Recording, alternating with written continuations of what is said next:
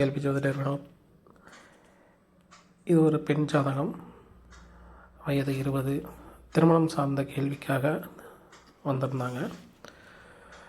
இந்த ஜாதகத்தை அட்சய இலக்கண பத்ததி முறையில் நம்ம ஆய்வு செய்யும்போது இவருக்கு பிறப்புக்கான ஜனன இலக்கணம் எடுத்துக்கிறோம்னாக்கா விருச்சிக இலக்கணம், ஜென்ம நட்சத்திரம் எடுத்துக்கிறோம்னாக்கா அஸ்வினி நட்சத்திரம் அவருக்கு போயிட்டுருக்கு அப்படின்னு சொல்லலாம். இப்போ அட்சய இலக்கண பத்ததி முறையில் பார்த்திங்கனாக்கா 10 ஆண்டுகளிற்கு ஒரு முறை லக்கணம் மாறுபடும். இப்போ வயதுக்கேற்ற லக்கணம் மாறுபட்டிருக்கிறது பார்த்திங்கனாக்கா தனுஷ் லக்கணம் மாறுபட்டிருக்கு.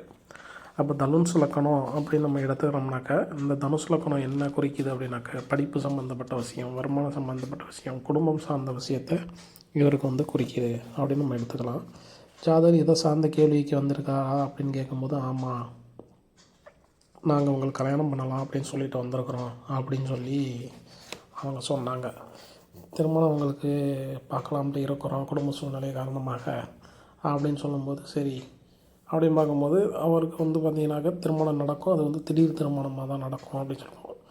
இது எப்படி எளிமையாக சொல்லலாம் அப்படின்னு சொல்லும்போது பார்த்தீங்கன்னா லக்கணாதிபதி யாருனாக்கா ஏஎல்பி அட்சய இலக்கணத்திற்கு தனுசு லக்கணத்திற்கு அதிபதி யாருன்னா குரு பகவான். குரு பகவான் எங்கே இருக்காருனாக்கா கடகத்தில் இருக்காரு.